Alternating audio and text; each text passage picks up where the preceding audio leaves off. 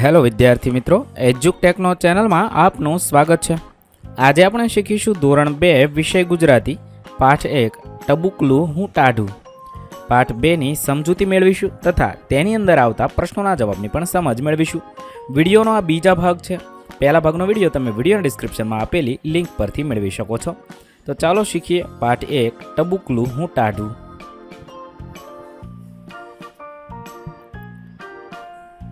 આના પહેલાં તમે પહેલો ભાગ જોશો। બીજા ભાગમાં શરૂઆત કરીએ।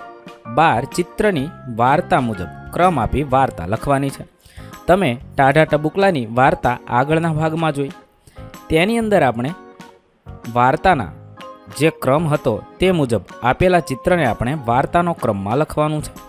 તો સૌથી પહેલું ચિત્ર થશે આ ટાઢા ટબુકલો એટલે કે વરસાદ આવે ત્યારનું।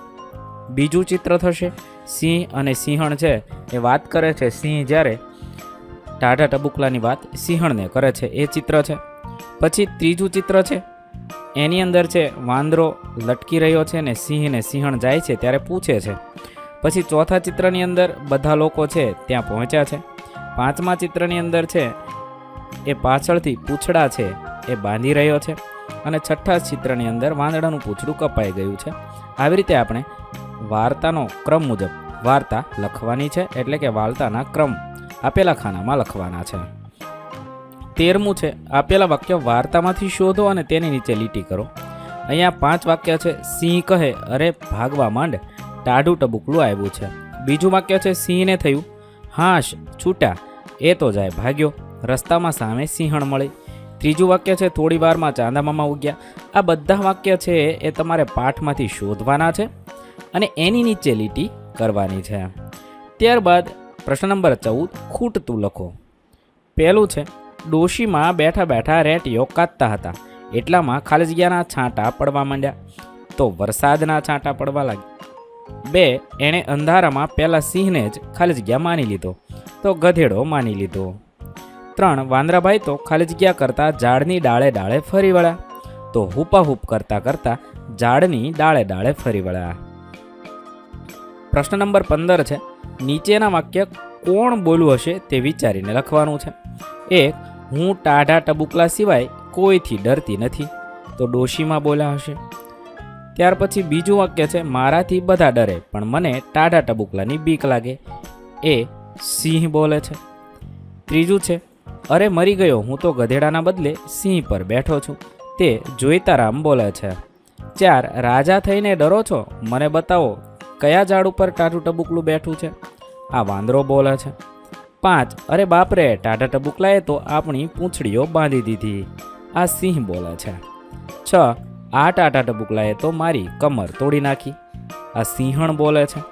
7 જોયું મારું પરાક્રમ, સિંહ સિંહણ અને વાંદરાને મૂર્ખ બનાવ્યા, આ જોઈતારામ બોલે છે। આવી રીતે આવું વાક્ય કોણ બોલ્યું હશે તે વિચારીને લખવાનું છે।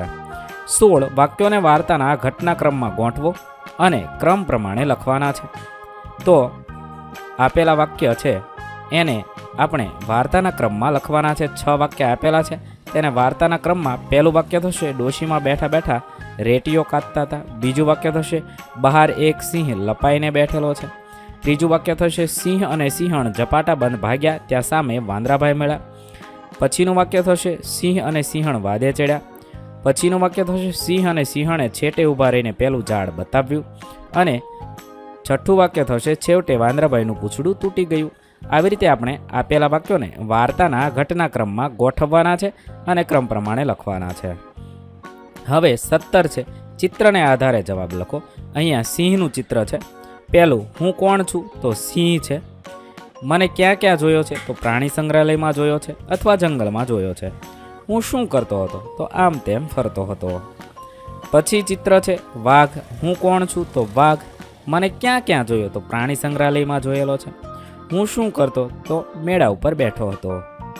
પછીનું છે હું કોણ છું, તો વાંદરો, મને ક્યાં ક્યાં જોયો, તો પ્રાણી સંગ્રહાલયમાં, જંગલમાં, શહેરમાં, વાડીઓમાં, ગામડામાં, ગમે ત્યાં જોયો હોય તે લખવાનું છે। હું શું કરતો હતો, ઝાડ પર કૂદાકૂદ કરતો હતો। તમે જ્યારે વાંદરો જોયો હોય ત્યારે એ વાંદરો શું કરતો હતો એ તમારે લખવાનું છે।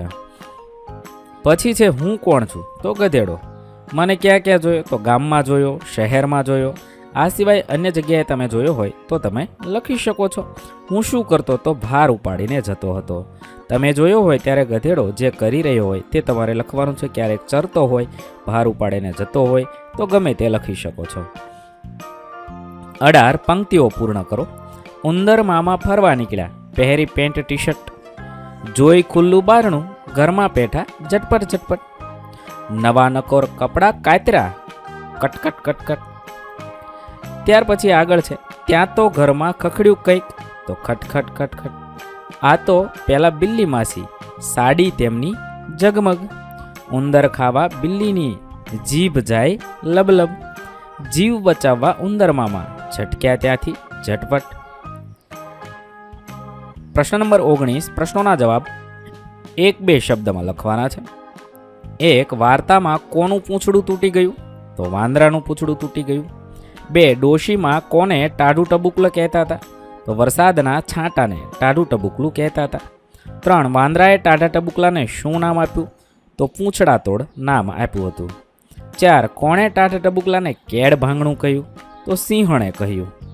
5. કોણે સિંહને ગધેડો માની લીધો? જોઈતારામે માની લીધો હતો. ત્યારબાદ પ્રશ્ન નંબર 20. દાદાનો ડંગોરો લીધો ગીત અભિનય સાથે ગાવાનું છે. તમારી ચોપડીમાં જે દાદાનો ડંગોરો લીધો એ ગીત આપ્યું છે તે તમારે તમારા વર્ગખંડમાં તમારા શિક્ષક શ્રી કહે તે મુજબ અભિનય સાથે ગાવાનું છે. હવે અહીંયા હસતા નહીં હો, એવો નાનકડો અમથો જોક્સ છે. શિક્ષકે વિદ્યાર્થીને પૂછ્યું તું કેમ મોડો આવ્યો? તો વિદ્યાર્થીએ કહ્યું સાહેબ આગળ એક બોર્ડ વાંચ્યું એટલે ધીમો આવ્યો. શિક્ષકે પૂછ્યું ઈ વળી કેવું બોર્ડ? વિદ્યાર્થીએ કહ્યું આગળ નિશાળ છે, ધીમે ચાલો. એ વાંચ્યું એટલે હું ધીમો ધીમો હાલતો રહ્યો. આવો સરસ મજાનો જોક્સ આપેલો છે. વિદ્યાર્થી મિત્રો, આગળ પ્રશ્ન જોઈએ. ડોશીમાને ઝૂંપડી સુધી પહોંચાડવાના છે.